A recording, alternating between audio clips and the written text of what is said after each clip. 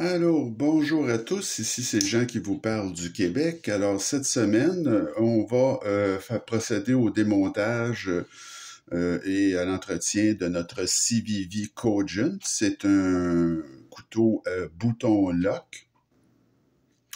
Alors, c'est un couteau qui peut-être, je vous dirais, présente un niveau de difficulté un petit peu plus élevé que ce qu'on a vu jusqu'à maintenant, parce que les pièces sont petites, puis c'est un petit peu plus capricieux, vous allez voir, là, mais bon, c'est rien de très compliqué encore, là.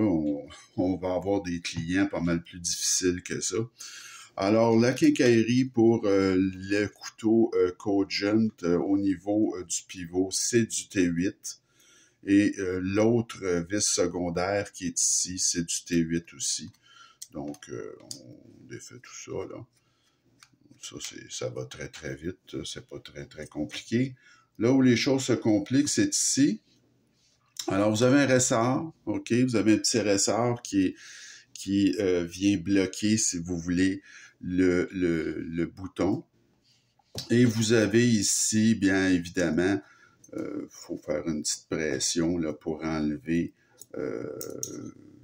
le montant. Alors, vous avez ici ce qu'on appelle le stop pin, comme vous pouvez voir, ici, dans le coin, là. Et, on peut le mettre ici. Et vous avez ici une petite pin ici en arrière. C'est elle qui, souvent, là, est désagréable à remettre en place. Vous avez également beaucoup de squelettisation, comme vous pouvez voir. Là, c'est un couteau qui est très, très squelettisé. Alors, la lame, on peut l'enlever tout simplement. Vous avez le pivot qui a tombé. Alors, c'est toujours la même chose avec CVV. Le pivot est rond, mais vous avez une petite encoche qui est vraiment petite sur celle-là. Là. Je ne sais pas si vous allez la voir, je crois que oui. Et vous avez ici la même petite encoche du côté du manche. Alors, ça nous permet ça d'avoir un pivot qui ne glisse pas. Mais par contre, il faut être bien certain de mettre comme il faut le C par en arrière, le C de CVV, pour que ça soit vraiment bien placé, là. Donc, vous avez le bouton qui est ici, là, qui est sorti. Alors, on peut le remettre en place tout simplement. Par la suite, ben, vous avez ici votre mouvement à bille que je ne mettrai pas d'huile pour rien, il n'y en a pas de besoin, là. Et là, bon, à ce moment-ci, je vais remettre la lame et on va essayer de fermer ça. Je pense que c'est la meilleure manière de le faire, c'est comme ça. Alors, vous avez ici la stop pin qu'on va remettre à sa place. Les pièces sont plus petites un peu et comme je vous dis, des pièces amovibles comme ça, ben c'est bien certain que à un moment donné, on a juste deux mains, là. Alors, j'ai un peu de misère. Je vais y arriver, là. C'est rien de très compliqué, mais bon, alors c'est en place. Alors, vous voyez. Et là, on remet évidemment, le bearing, là. Alors ici, c'est là que les choses souvent se compliquent. Alors, je vais essayer de remettre tout ça en place. Et ce qui arrive, c'est que souvent, le pivot va se déplacer. Vous voyez, ici, là, ça semble avoir cliqué. Alors, j'ai été chanceux, je l'ai eu tout de suite. Alors, c'est de tenir ça en place et de remettre ensuite le ressort. Hein, on remet le ressort. Le ressort vient s'insérer dans le trou qui est ici. Donc ça, c'est assez facile, là. On va venir le placer. Alors, je dis ça, puis il va me faire des misères, là. Bon. Alors, on va le mettre à plat. On va essayer à plat. Peut-être ça va être plus facile. comme je vous dis, normalement, j'ai pas beaucoup de difficultés rendues à ce niveau-là. Alors, c'est fait.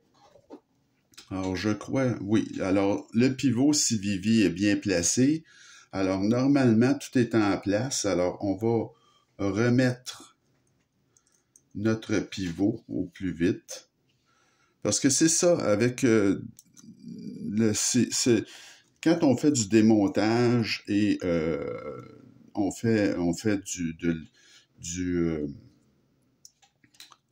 du démontage et de l'entretien, c'est que souvent on rencontre des petits problèmes, pas des choses graves. Faut pas s'énerver. Y a pas, c'est rien de bien important. Il faut recommencer. Il faut pas être pressé quand on fait ça. Et c'est justement le problème de ce genre de vidéo-là. Moi, je suis limité. Vous voyez que la lame est parfaitement centrée. Donc, l'action est excellente. C'est parfait. Alors, on va remettre le clip. C'est ça, c'est que quand on fait des vidéos comme celle-là, alors moi je suis limité dans mon temps, hein, je veux pas faire une vidéo, j'essaie de tenir mes vidéos à moins de 10 minutes pour garder un peu votre intérêt, parce que bon, je sais que c'est pas bien le fun d'avoir des vidéos qui sont interminables. Des fois, je vois des vidéos qui durent comme 20 minutes, 25 minutes. Garder l'intérêt des gens pendant aussi longtemps, donc c'est ça qui est le gros désavantage de ce genre de vidéo, c'est que souvent on a des petits pépins, puis on sait pas trop quand est-ce que ça va finir finalement, et il y a la contrainte aussi d'être dans le champ de la caméra tout en travaillant, ce qui est pas facile. Donc c'est plus compliqué ça peut en avoir l'air ce que je fais là. Mais vous voyez, j'ai très bien réussi, la lame parfaitement centrée, l'action, elle est excellente, alors c'est pas plus compliqué que ça. Alors, c'était notre vidéo de cette semaine, le CVV Cogent, bouton lock. Alors, la semaine prochaine, la prochaine vidéo, je vous présente un couteau d'une autre compagnie. Si vous êtes toujours sûr de votre coût au niveau de la qualité d'assemblage chez CVV, par exemple, chez CJRB, Kaiser, ben, il n'en va pas de même chez des fournisseurs comme Booker. Alors ça, c'est un couteau qui s'appelle le Skundrel. Alors, c'est un très beau couteau. Moi, je le trouve très beau, ce couteau-là. Il y a beaucoup de détails dans le manche, tout en titane. Alors, c'est un couteau, vous allez voir, qui est assez bizarrement, il y a des choix qui ont été faits quand on le démonte, qu'on s'explique très mal, là. Mais ça va être notre prochain de la semaine prochaine, la prochaine vidéo, parce que justement, je tenais à vous montrer que c'est pas tous les manufacturiers qui travaillent ou qui ont une qualité d'assemblage remarquable et qui font toujours des bons choix. Dans certains manufacturiers comme Booker, il y a de très bons couteaux et il y a d'autres couteaux, ben, on se demande pourquoi ils ont fait ces choix-là. Et lui, c'est un de ceux-là.